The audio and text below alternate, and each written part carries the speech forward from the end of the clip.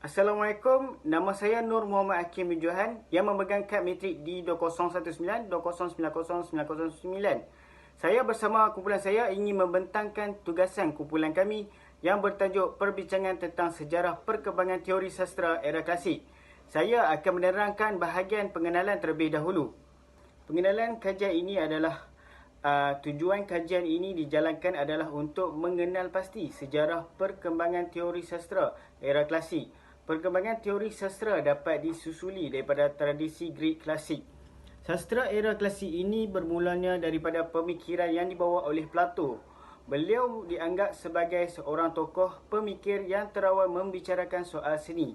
Karyanya pada era klasik seperti Ion, Krito dan tulisan-tulisan lain yang mempunyai keunikan dan keistimewaannya yang terdiri kerana idea-idea dan penyampaian yang dipertengahkan oleh beliau. Unsur yang paling jelas disampaikan oleh beliau adalah unsur kebenaran, keindahan, kebaikan dan moral. Sastra merupakan satu disiplin ilmu yang berkembang sejak era Yunani dengan beberapa tokoh pemikir besar seperti Plato, Aristotle, Horace, Plotinus dan ramai lagi. Sebelum Plato, terdapat beberapa tokoh Yunani yang menulis tragedi seperti Sophocles dan Aristophanes. Ini menunjukkan bahawa aktiviti kesusasteraan telah berlaku lebih awal daripada zaman Plato lagi. Selain itu, teori berasal daripada perkataan Yunani, iaitu theorio yang membawa masuk pemandangan. Definisi ini membayangkan bahawa teori berasaskan kepada konsepsi seseorang yang kemudiannya mengemukakan dalam bentuk suatu pandangan. Definisi ini juga memahamkan kepada kita sifat teori yang relatif kepada pelbagai pendapat. Hal ini membuktikan definisi teori berbeza-beza berdasarkan pandangan yang berbeza-beza dalam kalangan ahli teori. Bidang teori sastra pula merupakan bidang ilmu yang meneliti sifat-sifat yang terdapat dalam teks kesusasteraan yang berkaitan dengan teori itu sendiri. Menurut Reinwelek 1988, teori sastra ialah pengajian tentang prinsip kesusasteraan, kategori dan kriterianya yang merangkumi teori kritikan dan teori sejarah sastra. Charles Bresler 1999 pula menyebutkan teori sastra merupakan andaian, sedar atau tidak sedar, yang mendasari pemahaman dan penafsiran bahasa seseorang, pembinaan makna seni, estetika budaya dan juga kedudukan ideologi. Kewujudan teori sastra ini mampu mempermudahkan sesuatu karya atau ciptaan seni dinilai, ditanggapi dan dipertanggungjawabkan secara ilmiah. Teori sastra juga adalah memahami sifat dan fungsi kesusasteraan dan hubungan teks kepada pengarangnya, pembaca dan masyarakat. Ia boleh digambarkan sebagai bingkai yang menyokong kritikan sastra. Teori sastra terdiri daripada pelbagai pendekatan ilmiah untuk menilai sesuatu kajian. Secara ringkasnya, mereka dapat menggambarkan sebagai perspektif yang berbeza atau sudut sains yang digunakan untuk menilai kesusasteraan. Dalam memasuki laman teks kesusasteraan, bagi memahami apa jua fenomena, baik secara intrinsik maupun ekstrinsik, pengkaji dan penganut sastra mendapat pendedahan melalui bidang teori. Penjelasan ini mendekati maksud yang diberikan oleh Mana Sikana 1998 tentang bidang teori sastra itu. Teori sastra ialah satu bidang yang berkaitan dengan pemahaman tentang definisi, hakikat, prinsip, konsep, generologi, hipogram dan sebagainya. Oleh hal yang demikian, keistimewaan teori sastra dapat difahami sebagai tekaan, tanggapan atau spekulasi terhadap sesuatu. Sejarah era klasik menunjukkan pemikiran Plato dan anak muridnya Aristotle mempunyai tanggapan lain terhadap seni. Kelahiran teori sastra juga banyak bergantung kepada kecenderungan praktis kritikan. Terdapat beberapa teori sastra era klasik yang dapat kita lihat, iaitu teori peniruan Plato, teori minimis Aristotle, teori sastra berasaskan kesan dan teori moral. Okey, seterusnya latar belakang sejarah perkembangan teori sastra dapat disusuli daripada tradisi Greek. Plato boleh dianggap sebagai seorang tokoh pemikir yang terawal membicarakan soal seni. Idea-idea Plato tentang seni terakam dalam beberapa karyanya seperti Aion Crito dan Republic dan tulisan-tulisan lain. Perbincangan Plato dalam karya-karyanya itu banyak menyentuh hal yang berkait dengan kebenaran, keindahan, kebaikan moral, etika, struktur masyarakat dan realiti. Berkaitan dengan sejarah perkembangan teori sastra era klasik, pengkaji perlu mengkaji tujuan bagi menguraikan sejarah perkembangan teori sastra era klasik. Hal ini dikatakan demikian kerana kebanyakan teori sastra era klasik adalah merujuk kepada sastra barat. Jadi, untuk mengelakkan pengkaji mengalami kekeliruan, pengkaji perlu menguraikan sejarah perkembangan teori sastra era klasik dari zaman Yunani sehingga pertengahan abad ke-19 dengan mengikut garis masa yang tepat. Selain itu, pengkaji juga perlu mengenal pasti teori-teori dan latar belakang tokoh-tokoh yang bertanggungjawab melahirkan teori sastra era klasik. Hal ini dikatakan demikian kerana untuk mengelakkan daripada terkeliru dengan teori-teori serta tokoh-tokoh yang bertanggungjawab melahirkan teori sastra era klasik dengan teori sastra barat. Kemunculan kedua-dua teori, sastra era klasik dan moden, telah mewujudkan perbezaan yang ketara dari segi sifat pemikiran, pandangan oleh tokoh-tokoh, corak kritikan dan teori yang dikemukakan oleh tokoh-tokoh sastra era klasik telah banyak menyumbang kepada perkembangan teori sastra dalam era moden. Sama ada disedari atau tidak, kelahiran teori sastra banyak bergantung dengan kecenderungan kepada praktis kritikan. Wajah kritikan dapat dilihat pada rupa teori yang mendasarinya. Di sinilah letaknya kebergantungan teori dan kritikan secara bahu-membahu dalam membangunkan, meluaskan perkembangan disiplin sastra di dunia dari dahulu hingga ke hari ini. Assalamualaikum dan selamat sejahtera. Yang berhormat Profesor Dr. Abdul Halim bin Ali selaku pensyarah bagi kursus Teori dan Kritikan Kesusastraan BSS 3033 kumpulan A serta rakan-rakan yang dikasihi sekalian. Saya Muhammad Syamsul Hamzah bin Muhammad Jalani memegang kad matrik di 2019-2090913. Pada kesempatan ini, saya akan menyampaikan tentang sejarah perkembangan teori sastra era klasik, bahagian objektif kajian, metodologi dan analisis dan perbincangan. Terdapat dua objektif kajian yang dikaji oleh pengkaji. Yang pertama adalah bertujuan untuk menghuraikan sejarah perkembangan teori sastra era klasik dari zaman Yunani sehingga pertengahan abad ke-19 dengan mengikut garis masa yang tepat. Objektif yang kedua pula adalah bertujuan untuk mengenal pasti teori-teori dan latar belakang tokoh-tokoh yang bertanggungjawab melahirkan teori sastra era klasik. Sepanjang proses penulisan jurnal ini, pengkaji telah menjalankan beberapa jenis pendekatan bagi memenuhi objektif kajian. Penulisan ini dihasilkan berdasarkan beberapa jenis sumber rujukan yang terdiri daripada buku, jurnal, laman sesawang dan juga kajian tesis. Pengkaji juga turut menggunakan sebuah buku Intisari Teori Sastra sebagai bahan rujukan utama di samping bahan-bahan yang dinyatakan. Semasa kajian ini dijalankan, pengkaji menghadapi beberapa kekangan terutamanya dalam melaksanakan kajian lapangan bagi mencari dan mendapatkan bahan rujukan yang lebih banyak. Saya akan menghuraikan objektif kajian yang pertama iaitu menghuraikan perkembangan sejarah teori sastra era klasik. Perbincangan yang melibatkan perkembangan teori sastra era klasik semestinya akan dirujuk kepada teori sastra barat. Hal ini berlaku demikian kerana kebanyakan teori sastra era klasik adalah merujuk kepada sastra barat. Teori klasik ini digolongkan mengikut garis masa daripada zaman Yunani yang telah dipelopori oleh tokoh seperti Plato dan juga Aristoteles. Sehinggalah ke era pertengahan abad ke-19, ahli-ahli sejarah telah membahagikan sastra era klasik ini kepada beberapa bahagian zaman iaitu era klasik, era kegelapan, era Renaissance, era neoklasik dan juga era Victorian. Perkembangan sejarah bidang teori sastra sejak zaman klasik hingga moden dapat difahami berdasarkan aliran-aliran dan tokoh-tokoh yang penting muncul ketika itu. Perkembangan teori dalam era klasik bermula dengan tokoh penting, iaitu Plato, yang dilahirkan pada tahun 427 hingga 347 sebelum Masihi. Dan beberapa tokoh lain seperti Aristotle, Horace atau nama penuhnya Quintus Horatius Flaccus dan Cassius Longinus. Dalam era pertengahan, iaitu zaman bermulanya Empire Roman, pada abad ke-5 muncul tokoh penyair terkenal iaitu Durante Degli Alighieri. Plato dikenali sebagai seorang tokoh pemikir yang terawal membicarakan soal seni.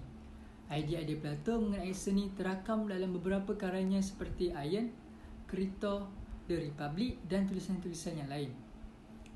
Perbincangan Plato dalam karyanya itu banyak berbeza hal yang berkait rapat dengan kebenaran, keindahan, kebaikan, moral etika, struktur masyarakat dan realiti. Charles E. Bresler 1999 bertolak dari awal Plato. Muncul pula tanggapan lain terhadap seni oleh anak muridnya yang menggunakan Aristotle. Secara kontradik, Aristotle berbeza beberapa gurunya, Plato, mengenai seni dan penyair. Jawapan-jawapan kepada pandangan Plato ditulis oleh Aristotle dalam siri kuliahnya yang berjudul Puisi. Selain itu, pemikiran Plato dan Aristotle ini merebak dengan meluasnya teori wacana dalam era klasik hingga ke era Victoria. Dengan kemunculan beberapa tokoh pemikir yang lain seperti Quintus Horatius, Flaccus, Longinus, Dante Alighieri, Philip Sidney, John Dryden, Alexander Pope dan ramai lagi. Apa yang menarik dalam perkembangan awal ini, kelas klasik sangat mementingkan dan menggunakan seni yang membawa nilai moral, kebaikan dan didaktisme.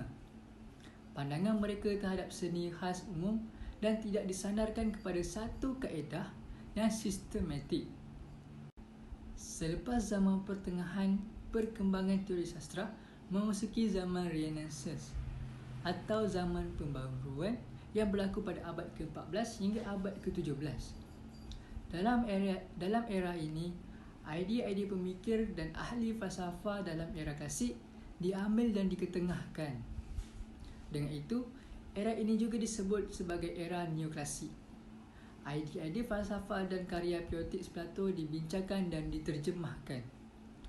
Tokoh-tokoh penting dan kritikan sastra yang muncul dalam era ini ialah Sir Philip Sidney pada tahun 1554 sehingga 1586, John Dryden 1631 sehingga 1700, Alexander Pope dan Samuel Johnson 1709 sehingga 1784. Lodovico Castellova merupakan tokoh kritikan sastra yang penting yang banyak melakukan kritikan terhadap karya puisinya.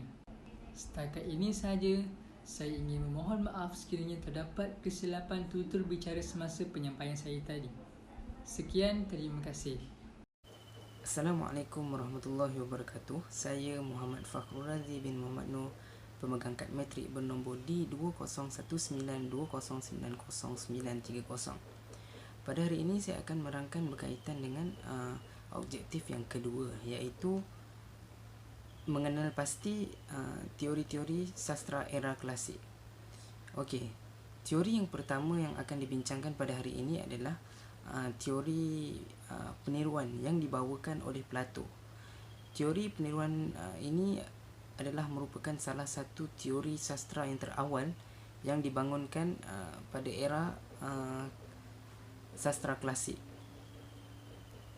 Di dalam teori ini, Plato berpendapat bahawa setiap hasil seni ataupun karya sastra itu merupakan sebuah peniruan ataupun salinan daripada satu objek yang asal.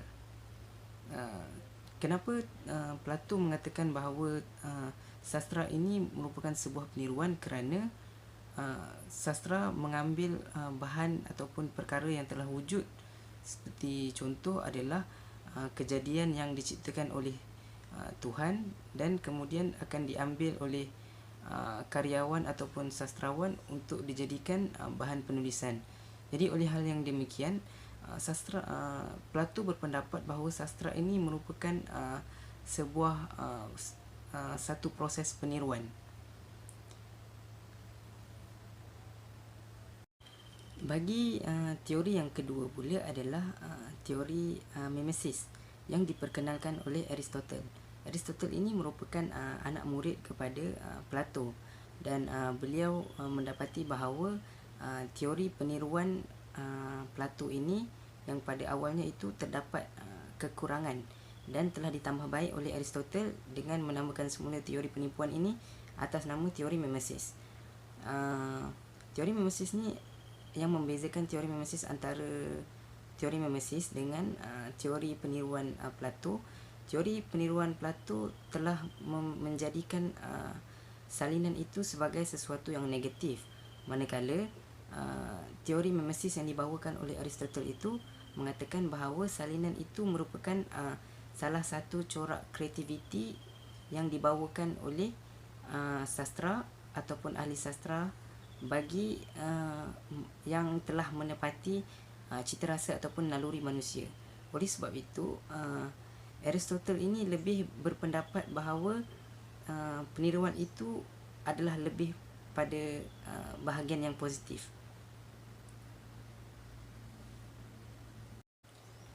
Selepas datangnya dua teori yang pada awal itu, iaitu teori peniruan yang dibawakan oleh Plato dan juga teori mimesis yang dibawakan oleh Aristotle, muncul pula sebuah lagi teori, iaitu teori sastra yang berasaskan kesan.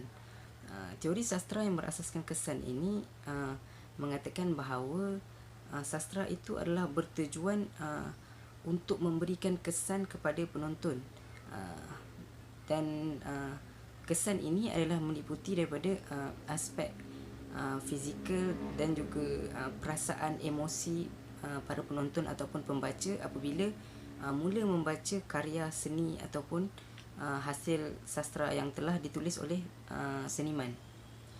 Aktiviti kesusastraan yang melibatkan lakonan, teks, deklamasi puisi ini semua adalah dilihat sebagai bertujuan untuk mendapatkan reaksi ataupun memberikan kesan mendalam kepada penonton, pembaca ataupun pendengar.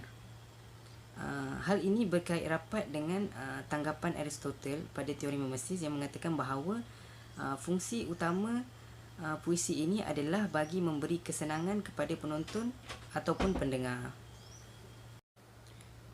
Teori sastra berasaskan kesan ini tidak lagi boleh dinafikan oleh kita apabila jelas pada masa hari ini kita melihat bahawa medium puisi ataupun sajak ini semua adalah merupakan salah satu medium untuk manusia mengekspresikan perasaan, sama ada ianya gembira, sedih, marah ataupun sebaliknya. Teori yang terakhir yang pada kali ini adalah teori moral.